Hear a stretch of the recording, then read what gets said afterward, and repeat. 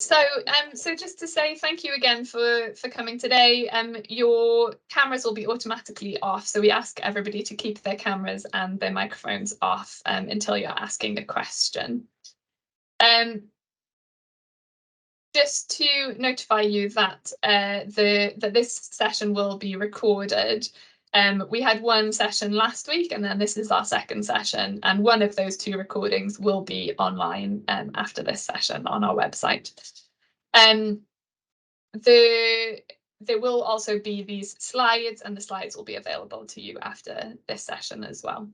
So you don't need to write down everything that you're seeing. And you will be able to watch this session back via our website.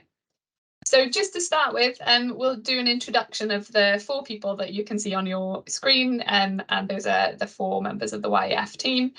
So my name is Anna Grace. I am a Programme and Impact Lead at the YEF, and I'm leading on this grant round from a programmes perspective. Claren. Hi everyone, I'm Claren Kang, and I will be the lead for the evaluation section of this grant round, and I'm Senior Evaluation Manager here at YEF. Over to you, Jodie. Hi everyone, so I'm Jodie Russell. I'm a Programme Manager here at the YEF, and I'll be supporting projects within this grant round. Kaylin. Hi everyone, I'm Kaylin Toms. I'm part of the operations team, and I am assisting the evaluation and programme team in the running of just all the techie stuff and whatnot, and just supporting where I can. So yeah, thank you and welcome. Brilliant. So just to tell you roughly what we're going to go through today. So we'll start off with a little bit of information about the YEF. Who we are. All of the information is on our website, so we'd really encourage you to be looking there. We'll then go on to what we are looking for in this grant round, and we'll stop for a question and answer session after that. We'll then go into a bit about YEF evaluations, how we evaluate and why we think it's important, and we'll do a question and answer after that. And then finally, we'll go into kind of more practical steps about how to apply and what we're looking for in terms of applications, successful applications. As you see, we do have question and answer sessions throughout. So we'd ask that you keep your questions for those sections. This session does tend to involve quite a lot of question and answers, so we'll make sure that there is plenty of time for that. There are likely to be some questions that we don't know the answer to immediately. Following this webinar, we will be updating our FAQ, and that FAQ goes on to our website. So any questions that we can't answer immediately, they will go onto the FAQ, and then they'll be on our website.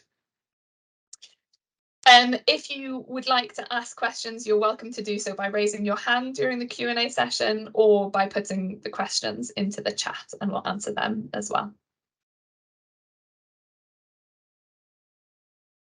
So just briefly to tell you a bit about the YEF, we're assuming that you know a fair bit because you've heard about this grant round through our website or through our newsletter.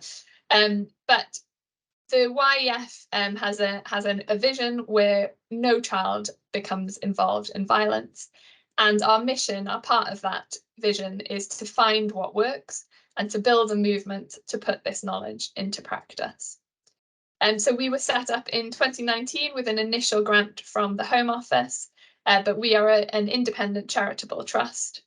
And we essentially do 2 things to try and achieve our mission. We try and create new information about what works to prevent young people becoming involved in violence. And a lot of our time and money goes into funding programs, evaluations, and research. But we're not the academics, and we want to put this knowledge into practice.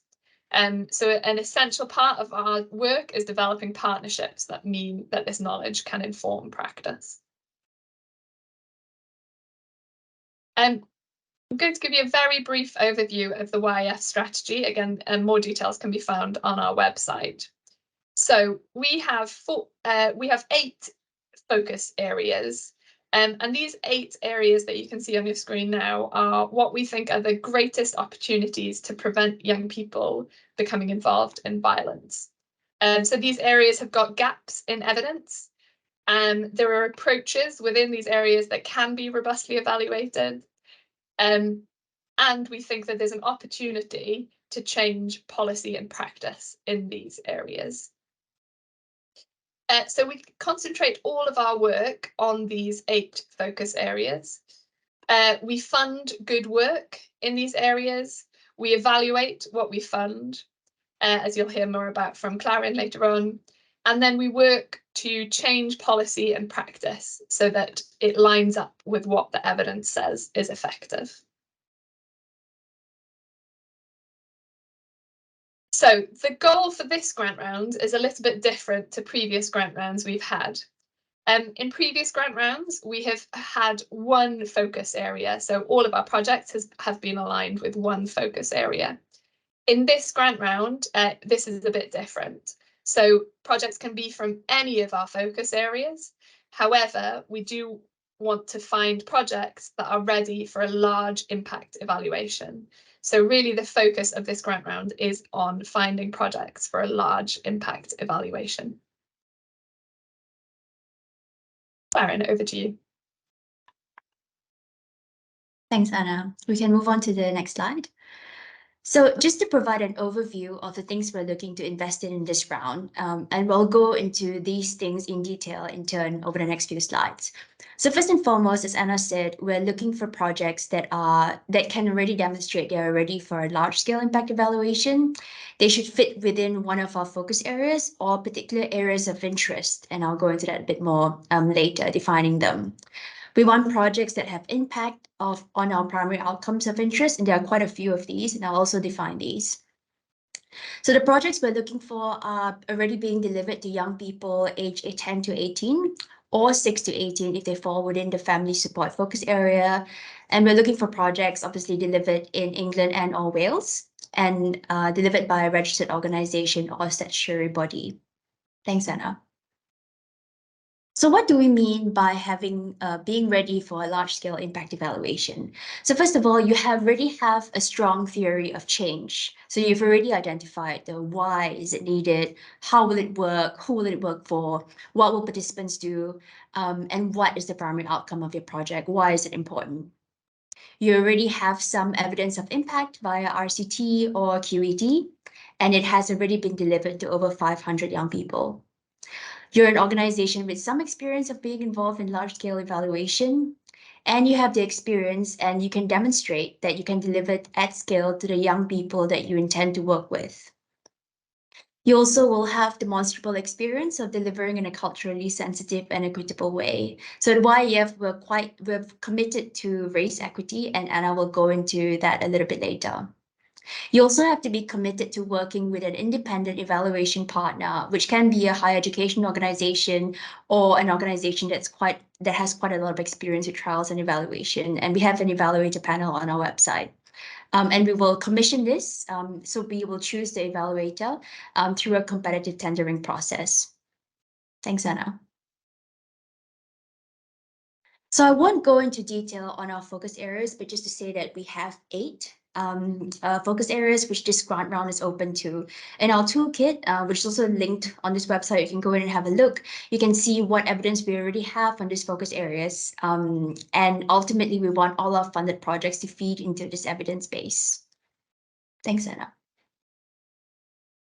So the 4 additional areas that don't naturally fall under the first 8 focus areas are as follows. I appreciate this slide is a little wordy, but just to define them for you. So knife education programs are those that aim to prevent knife crime by educating children about the risks and harms caused by carrying a knife.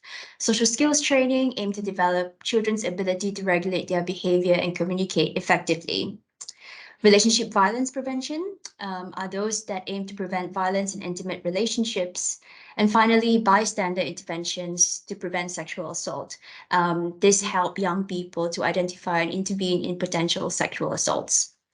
So again, we will be posting and circulating this slide, so not to worry. But if you have colleagues or contacts, even if not yourselves, that are running programs that fall within this scope, we highly really encourage applications on these areas. As you can see, the evidence that we have so far in each of these areas have been either insufficient or they have been done in a vastly different context, such as the US, and what may work for them may not necessarily work for us here in England and Wales. Next slide. Thanks, please, Anna. And so the primary outcomes of interest are as follows. Our mission to prevent children and young people from becoming involved in violence leads us to be primarily interested in whether your project can reduce violent offending, non-violent offending, and the difference between these are basically whether or not they involve harm against another person. We're also interested in projects that has the potential to reduce sexually violent offending, victimization of crime, reducing hospital admissions. So these are hospital admissions that are related to crime, being a victim, and so on. And we're also interested in projects that show promise in reducing behavioral difficulties. So these are distress or needs expressed through behaviors generally categorized as disruptive and or aggressive, as well as drug and alcohol abuse. So these are the problematic use of drugs and or alcohol resulting in negative consequences to the self or others. All right, thanks. Back to you, Anna. Brilliant, thank you. So there are 3 types of prevention or support activity that we talk about in this grant round. And I just want to explain a little bit about the scope of this grant round in relation to these types of prevention activity. So primary prevention are universal provision aimed at the general population of young people. Secondary prevention are programs aimed at young people who are at risk of involvement in crime and violence. And tertiary prevention are programs aimed at young people who have already been affected by violence, offending, and or exploitation. And the reason that I want to go into this a little bit is that the eligibility for this round is impacted here. So the only programs that we're looking to fund that may be in primary prevention or universal provision are programs within the bystander interventions or relationship violence prevention programs. All other interventions we're expecting to fund are in the secondary or tertiary prevention categories. You'll see that diversion is specifically within tertiary prevention. So I just wanted to highlight this. This is in our guidance, but it is quite specific for this round. The other reason that it's important that you know what type of prevention programs you're delivering is because this impacts the number of young people that we estimate need to be recruited for the project. So in order to give projects the best opportunity to show that their project has an impact, we need projects to be able to recruit a large number of young people. During co-design, an independent evaluator assigned to the project will do detailed power calculations to figure out exactly how many children, young people, or families are needed to be able to show impact. And these calculations are based on the level of targeting on the prevention level, and what outcomes the project is aiming for. So on this slide, we're just showing some guidance of what we think are the minimum requirements for different prevention activities. And just to be clear, these are the number of young people that projects need to be able to recruit to the evaluation. And so it's likely that half of these young people would be in a control group. And Karen will explain a bit more about a control group later on. So for primary prevention programs, we expect that the reach would need to be at least 800 to 1,000 young people. For secondary prevention programs, the reach would be required to be at least 800 young people. And for tertiary prevention programs, we expect the reach would be at least 400 young people. So we're going to pause there now for our first Q&A session. So again, just to remind you, you're welcome to put your hand up and ask a question at this point, or to put any questions into the chat. Thank you, Anna. It seems Lee Horner had a question, so we'll start with Lee first. If you feel free to unmute yourself and go on ahead. Thanks, everyone. I'm Lee from the Raise team at Merseyside Youth Association. I just wanted to ask with regards to when you mentioned earlier around the violent forms and the non-violent forms of violence, where the likes of, say, online abuse or homophobic abuse would fit in with that. So in terms of violence, it's not physical acts of violence, but does have that psychological impact. So just wondered where you'd see that fitting within that. Thank you. Thanks, Lee. Claren, can I come to you? Yes, I would say that. So are you saying, maybe I'll just give a few different scenarios. I'm not sure if you're referring to if you already have evidence on the impact on what you're saying, the online abuse and things like that, or you're saying that that is primarily something you want to look at. In the case of if you already have evidence, but you still want to apply for this grant, and you know how we said that we would like some evidence already on particular things that you are, or some evidence already that you can reduce youth violence and all that, then yes, we still welcome an application if you have evidence on that already, especially if you have a strong theory of change and how it can reduce violent crime and so on. So I hope that answers your question. I guess in the second scenario, if that is something in particular that you're interested in, I would say that it is something that would be worked out strongly with the evaluator that we will commission with you, because then, you know, we want something that's measurable, valid, and standardized in terms of the outcome measure, and that's something that I will go into a bit later as well. So that can be worked out in the co-design stage, after being shortlisted and things like that. But I would say as long as you have a strong you can show the promise and potential of your program in reducing that outcome that you're interested in, but also consider our strategy and our mission here to reduce youth violence. I would say that that's definitely a welcome application. I don't know if you have anything to add. Sounded right to me. Thank you, Claire. Thank you. Thank you so much, Lee, for your question. And now going on to Louise and Irish. Louise and Iris have another question for you, please. So you can unmute yourselves and ask away. Hi there. Hi there. Good morning. On the target group numbers on your website, you have like, so for example, if it's primary intervention, it says 800 to 1,000 young people to be reached. But also it has a requirement of at least 100 schools. Is that a hard requirement, or is the number more important than the number of schools? Yeah, great question. So again, we're trying to give an indication of what we think are most likely to be successful applications. So we expect that the majority of bystander interventions and relationship violence prevention programs are likely to be delivered in a school setting. Which is why we've given both an indication of the number of young people and the number of schools. So depending on whether you're delivering in schools, then we'd expect around 100, or 2 young people in another setting, then we'd expect around 800 to 1,000 young people as a minimum. So yeah, so it really depends on the type of project that you're looking at. If you're meeting the number of young people numbers but not the number of school numbers, then that is acceptable. That is within the scope.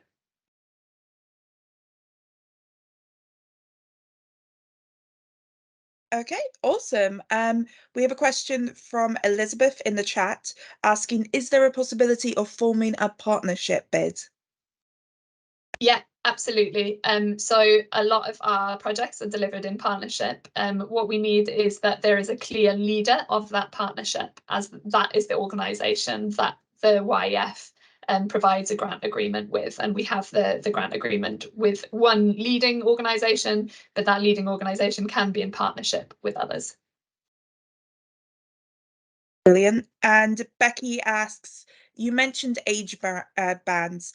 Does the project have to be across the whole age range, i.e. 10 to 18 years old, or can it be focused, for example, on 16 to 18 years old only?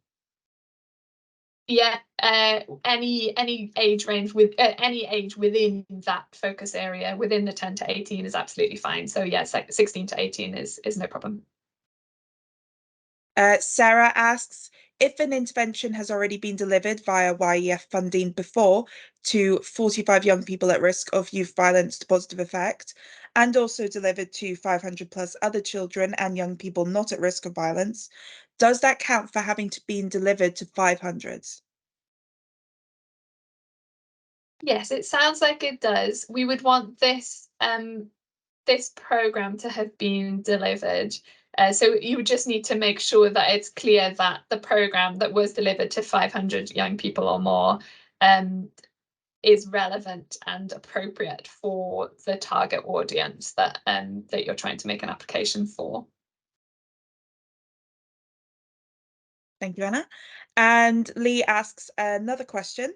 With regards to bystander interventions, are these specifically around sexual harassment, or can, within this funding, the bystander interventions be applied to other areas of violence? Yeah, they can be applied to other areas of violence, but we would expect that there is some information around sexual harassment. And I think oh no, not quite final. Then we have Elizabeth back with a question in chat saying, is there any scope for involving supplementary schools in the project, or is it predominantly for mainstream schools? Also, would it be possible to link up with other providers? And if this is the case, could you help with finding the best suited partner? I'm sorry, I'm not quite sure what supplementary schools, what the meaning of supplementary schools is. Maybe Elizabeth, if you could just explain that a little bit more. We're not specific about what type of schools we work with. And in terms of working with other providers, as I said before, we often work with projects that are working in partnership. We don't support with the helping of setting up those partnerships. We expect projects to do that themselves. Yes, thank you. A supplementary school is an out-of-school setting as per a Department for Education definition. So these are schools run within ethnic migrant communities very often, and done on a voluntary basis. They're not government funded, and that's where the teaching of the mother tongue, the culture, traditions usually takes place, and they're scattered across the country. Thank you. Right, thank you so much for that explanation, Elizabeth. And I'm sorry I didn't know what that was originally. Yeah, that doesn't sound any problem at all. It sounds like it would add to the diversity of a project. Thank you both very much. Just a note, please keep sending your questions in the chat while the next presentation is going on. However, just in the interest of time, fantastic questions are coming through. I'm going to take Paul G's question as the last one for this section, and then with the next Q&A, we'll start with Jade and any other questions coming in after that. So the next question after Elizabeth is Vicky, asking what will happen to the control group in the instance of this programme, i.e. what support will they receive and at what point?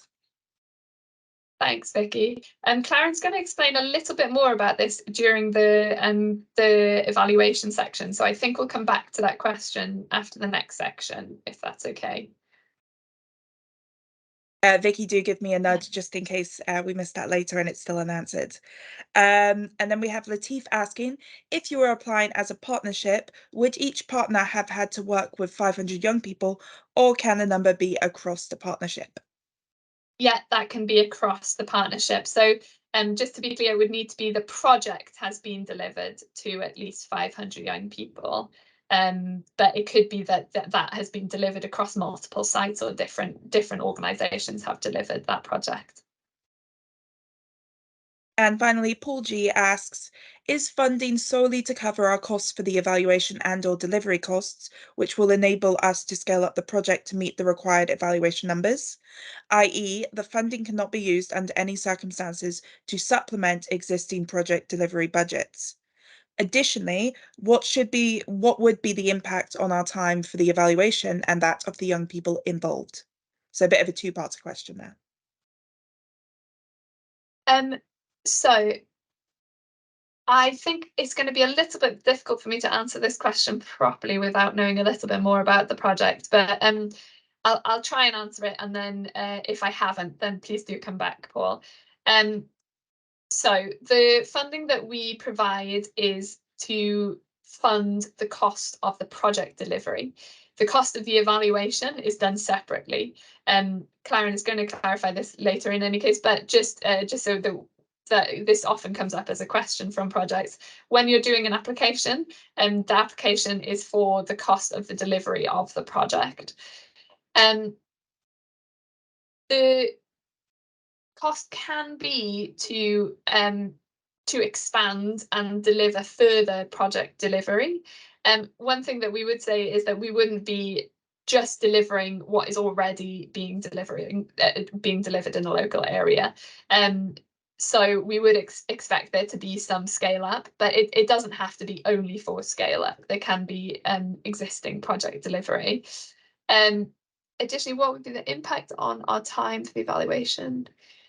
I'm not sure I totally understand that question. Paul, could I ask you to just explain that question a little bit further, either in the chat or by raising your hand? Sadly, I'm just the messenger here. I don't know the context behind it, so I'd probably have to have a separate conversation with you offline.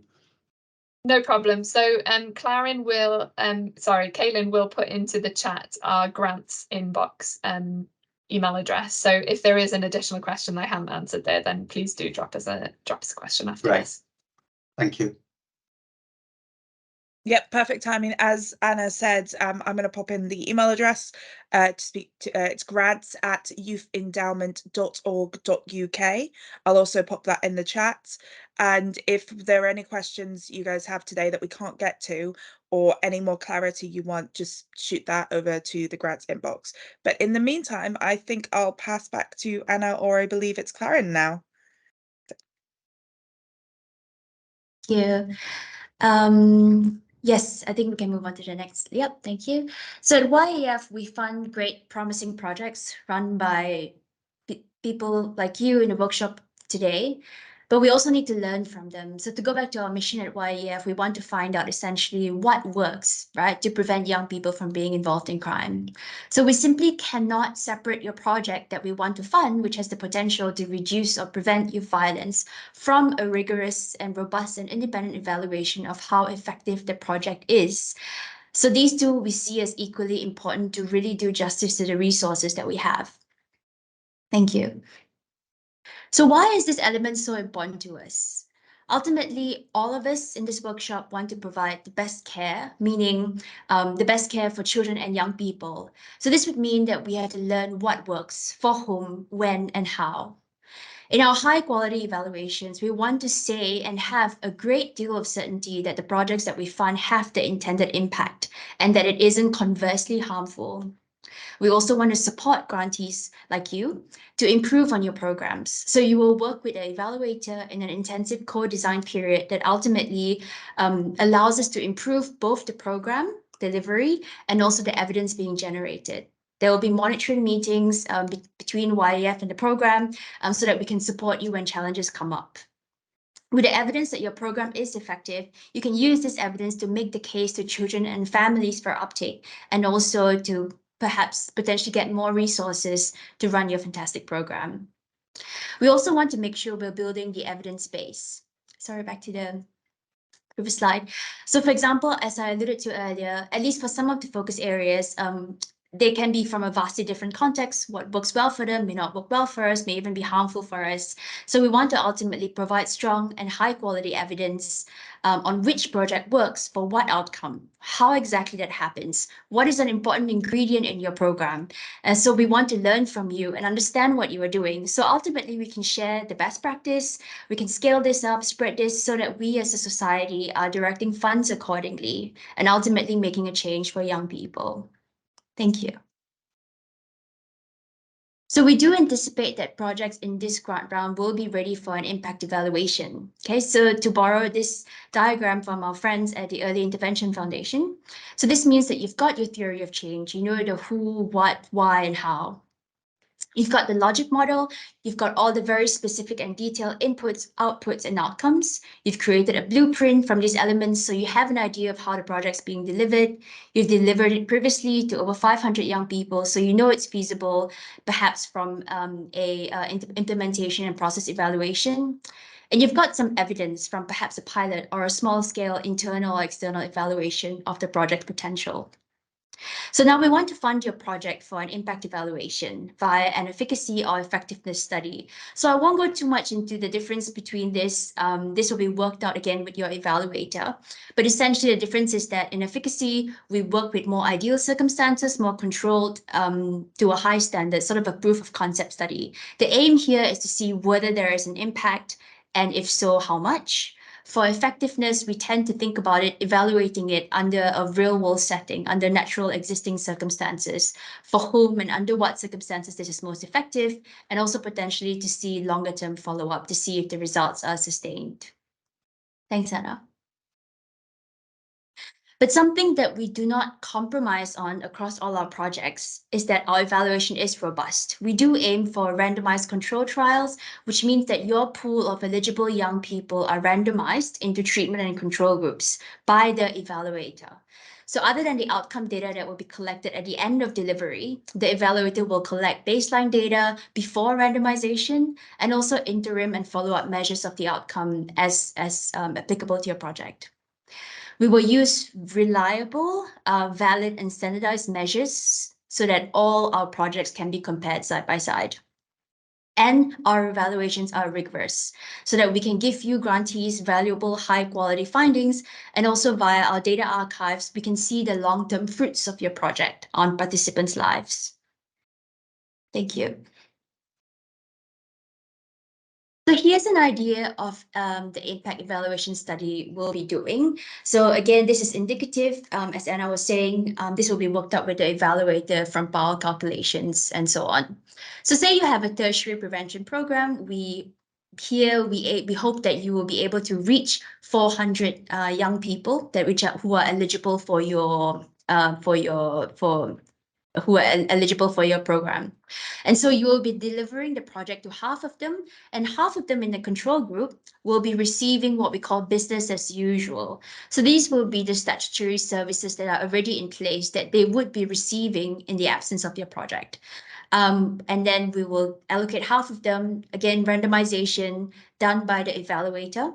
They will be receiving the intervention or your program or project. So I hope that is clear, but then we can go into questions if needed. Thanks, Anna. So on this very last slide, I wanted to briefly touch on our two-stage process. So we are here in the first red box. We hope to receive your application. This is where we are. Again, just wanted to repeat what Anna was saying earlier about when you are creating the budget in your application, you are budgeting just for the delivery and not for the evaluation. That's a whole other process, and that's not something that you need to include in your budget.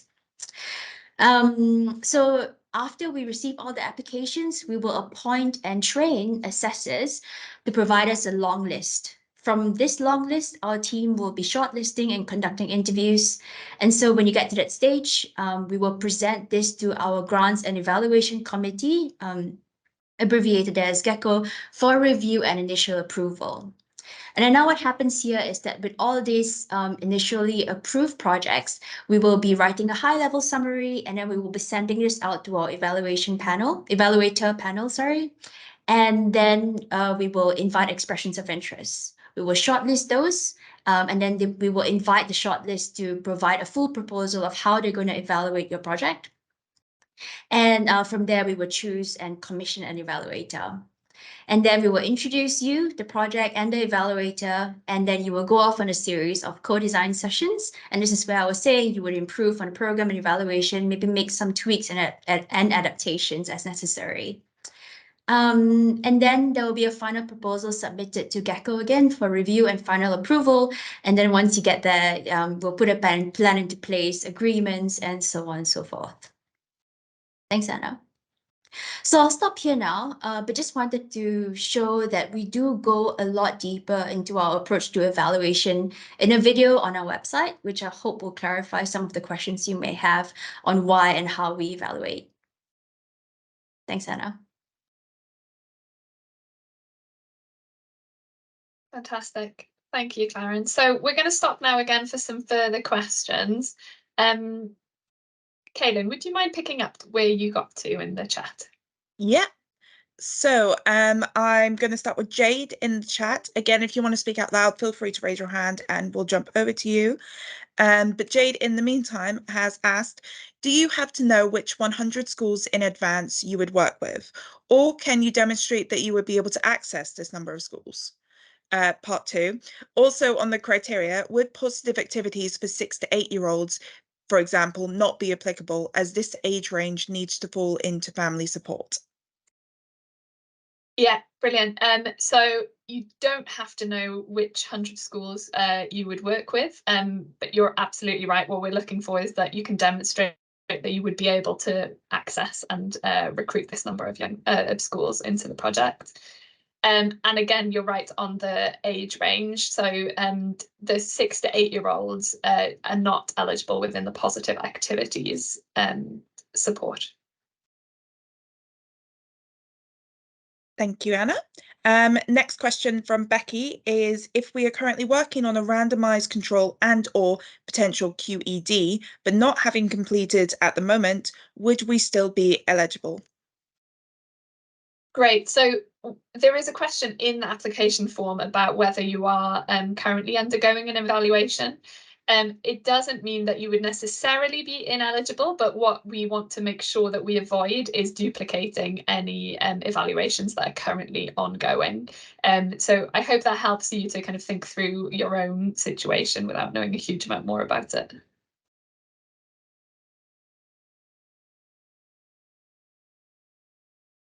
And I'm muted, making the classic mistake. Elizabeth then asked if Elizabeth was just doing a call, I think, to see if anyone would be interested in getting in contact with her. So please check out the chat for that.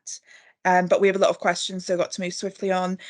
Louise and Iris say they are asking how much time and capacity would be expected to collect and analyze the data for evaluation. Claren, can you provide clarity on that?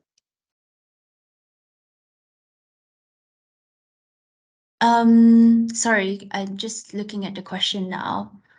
So how much time and capacity would be expected to collect and analyze the data for evaluation? So I believe that the evaluators are the one who will be organizing in terms of data collection and things like that. I mean, it perhaps in the case of a multi-site trial, some of the program people who are on the ground running the program may be aiding with some of the data collection. But as much as possible, we do want an independent evaluator so that they can independently collect the data, and for various reasons, which I won't go into. So in terms of that, I would leave it with the evaluator, and I wouldn't worry so much about budgeting resources and money and staffing for evaluation. Perfect. Thank you so much, Claren. Can I just add a little bit to that? Yeah. So yeah, absolutely. The collection and analysis of the data is done by the evaluator. There is being part of an evaluation is a significant amount of work for projects. And we would encourage you to think a little bit about that when you're doing your initial budget in terms of things like collecting consent for evaluation, etc. However, this is something that is explored a lot more during the co-design phase as you develop a knowledge of exactly what type of project and evaluation you're putting forward as the final proposal. The discussion around exactly what support the evaluator needs from the project in order to collect the data is discussed significantly during the co-design section.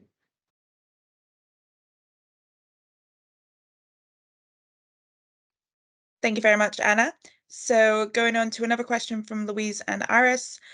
Does your evaluation standard include qualitative methods? I'm really being tested on my reading out loud skills today. They can involve qualitative methods, and I think again this will be worked out with the evaluator. There can be certain bits where qualitative work will support the evaluation, but we do want quantitative data using some of the outcomes and measures that we proposed earlier. I think. And if Anna, just jump in if I have missed anything, or we can Yeah, move on to the next one. That's right. Our evaluations inevitably do include qualitative as well, and there's often an impact evaluation that goes alongside. Sorry, yeah, an impact evaluation and implementation evaluation. Thanks so much. Sarah has asked a very quick clarifying question. If we recruit 800 young people, only half will then get the is it right that only half will get our intervention? She's just checking if that's accurate. That's correct. Right. Yeah. Awesome. And then moving on to Chloe. Are there any dates which go alongside the stages?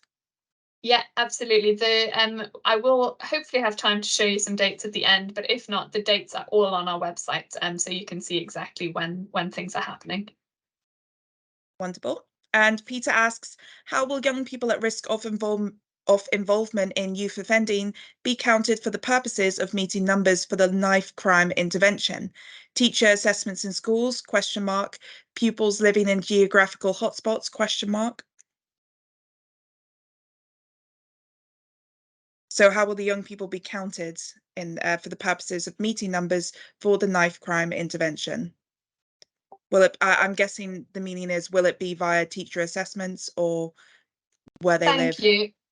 Thank you. Yeah, so I think it's about vulnerability and the exact eligibility for a project is determined by the project, and then also through the co-design section with the evaluators to make sure that the eligibility is really clear. So yeah, so I don't think I can exactly say how the young people would be identified as eligible, because it really depends on your project. So I think we're just going to take two more very, very quick questions and then move on to the next section. So Vicky asks, does the control group get intervention at any point? Yes. On that question, there's a whole other thing that we can do, what we call a wait list kind of thing, where the treatment group receives it first and the control group later. However, it is not necessarily something that we will do. So at this point, we can assume that the control group will be the ones, at least within the time frame of the project, will not be receiving the intervention. But of course, if it's found to be great, then we do want to. I mean, you would obviously consider in the future delivering it to them. But then, of course, conversely, we actually don't know if there may be no impact, and then there may be also harmful impact, which we don't know just yet. So that we need the evidence before you want to actually give it to other people. Thank you so much, Clarin. And then final question from Louise and Iris. Does your grant application have any young people with lived experience looking at the application? Thanks so much for this question, Louise and Iris. So we have a youth advisory board at the YF, and our youth advisory board will be invited to be a part of parts of the application assessment. So we're very keen that our youth advisory board kind of provides us with support at various points through assessment. Thank you so much, Anna. And I think I will return to you for the presentation, and we'll continue that on, and we'll continue with some the rest of the questions at the end. Thank you all so much for your questions. Really, really great questions. Thank you. So I'm just briefly going to go through what we're looking for and how to apply for this grant round. Again, all of this information is online, so I'd really recommend that you have a look there. But just to briefly tell you that what we're looking for in this is a really well-planned project and a strong evaluation potential. When you're doing this application, there are two sections to the application form. The first is a set of eligibility questions, and they're there to help you to think through whether or not you're eligible for this grant round. We know it takes a huge amount of time to make applications, so we are keen that we're as clear as possible about whether or not you might be eligible. If you get through those eligibility questions and you think that you are eligible for the grant round, next we have a set of comprehensive questions about your project. And when we're assessing your project, there are 7 areas that we're looking at, 7 assessment criteria. The first one is a worthwhile outcome. So here we're assessing whether the project outcomes match what we're looking for. The second is that we think that you're able to deliver to achieve the proposed outcomes. Here what we're thinking about is it clear how the activities that you've got planned lead to the outcomes that you have mentioned? And do we feel confident that you'll be able to deliver the activities that you've discussed? The next is, do we feel confident about you being able to engage the type of young people that you have said that you want to work with in your application? Criteria 4 is, are you able to deliver to the required scale? As we've said, in this grant round, we're looking for projects that are able to deliver at a significant scale in order to do an impact evaluation. Assessment criteria 5 is, what existing evidence do you have? So we'd really encourage you to add as a file, attach as a file, any existing evidence that you have for your project. And that can be internal evidence or it can be external. So please do attach whatever is the most robust evidence of impact that you have. Criteria 6 is a question about, do we think that the project is evaluable? Do we think that we can evaluate your project in the ways that we like to do at YEF? And finally, likely to lead to change. As we said earlier, our mission is to find out what works and to put that into practice.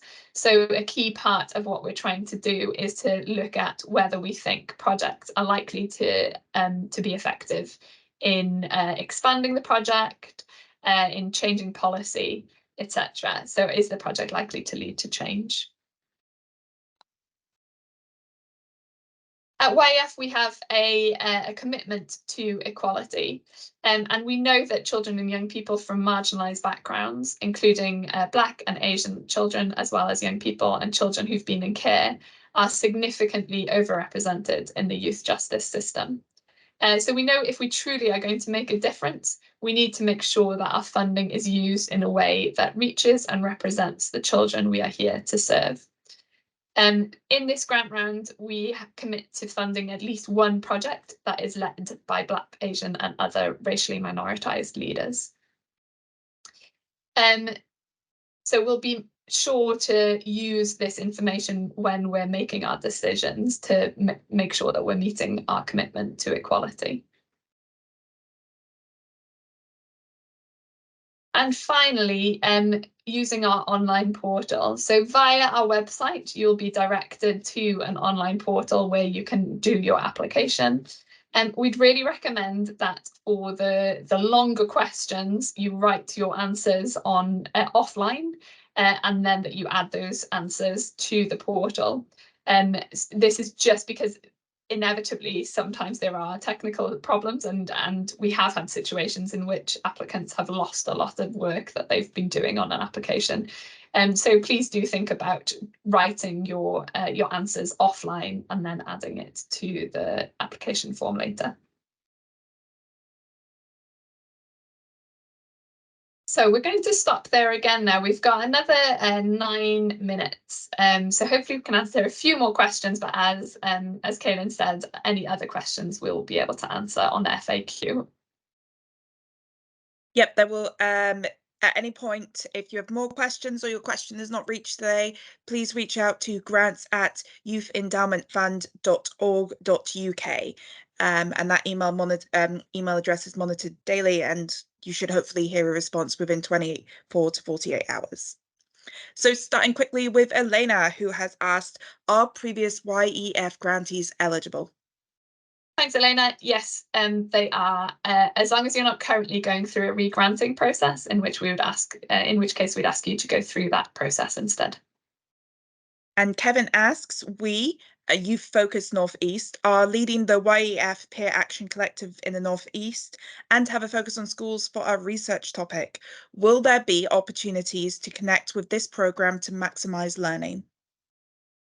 That's a great question, Kevin, and thanks so much for joining today. I'm going to get back to you about that question, if that's okay, and loop in with some of our colleagues who are responsible for the Peer Action Collective within the YAF, because that sounds like a great opportunity. Wonderful. And then Vicky asks, do you have an expectation of percentage spend against different areas of a proposed budget? For example, overheads, evaluation support, etc. We don't. And when you get to the budget section, you'll see that it's quite a high level budget. And this is because throughout the co-design section of the assessment process, we do expect the budgets to change as you're developing exactly what you're going to deliver and how exactly that's going to be evaluated. So at this stage, we want a kind of a high level understanding of how much you think your project delivery costs.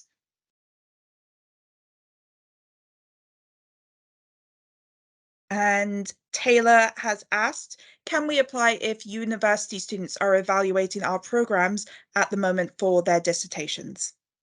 Yeah, that doesn't sound like a problem. As I said before, we're just eager to make sure that we're not duplicating evaluations that are already happening.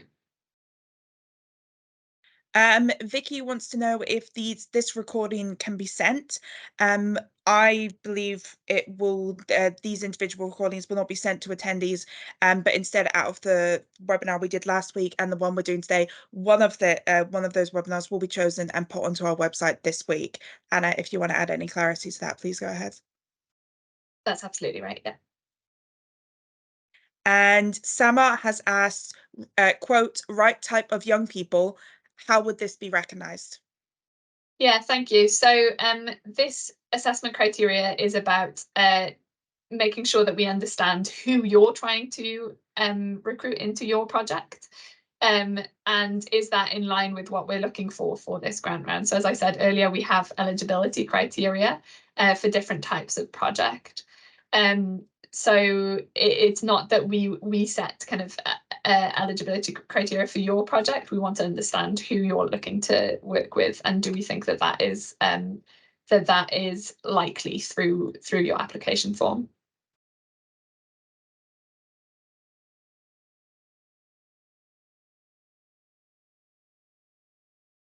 And I've muted myself again.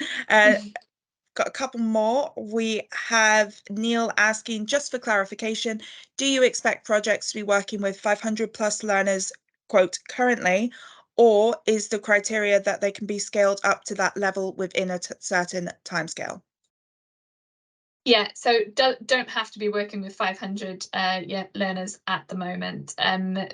We have kind of eligibility about how many young people you've worked with previously, and then also eligibility about how many young people you think you can work with, and those numbers are slightly different. And Louise and Aris ask, will the projects be used as an intervention or shared with wider communities after the programme, brackets like you have on your website currently, and how are, quote, we referenced in that? Great. So I'd recommend that you have a look at our publication policy. So we always have a publication of every evaluation that we do, and the project teams are referenced in that evaluation report. But our publication policy makes it very clear how we kind of discuss the projects and how we make sure that projects are referenced. And final question from Sarah, what is the time period for delivery, please? Yes, so we're looking for applications for projects that can deliver to this number of young people within 2 years. So that is a key criteria for this grant round. So we're looking within 2 years. In terms of when project delivery will begin, We're expecting that our Grants and Evaluation Committee may sign off on projects around October of next year. So the detailed timings of how we get to that are on our website. So I'd encourage you to have a look there. Wonderful. Thank you so much, Anna. That is the end of the current questions. Again, if you have any more, especially as the webinar is about to end now, please email grants@youthendowmentfund.org.uk and we'll get back to you as quickly as possible. Anna, Clara and Jodie, is there anything else you'd like to add before we end the webinar? No, just a big thank you again for spending time with us this morning. We know how busy you all are, and for your interest and for your work for young people. So yeah, just a big thank you from us. Can I quickly Fantastic. add, Kaylin, I just noticed Sarah's question or comment on including both sets of questions and answers from both webinars. I just want to say that we will be putting up a FAQ, and that would include questions from the previous webinar and from this webinar, whatever, and we'll compile them in the FAQ so you can have a look at that. Thank you again. Thanks, everyone. Have a good day. Bye.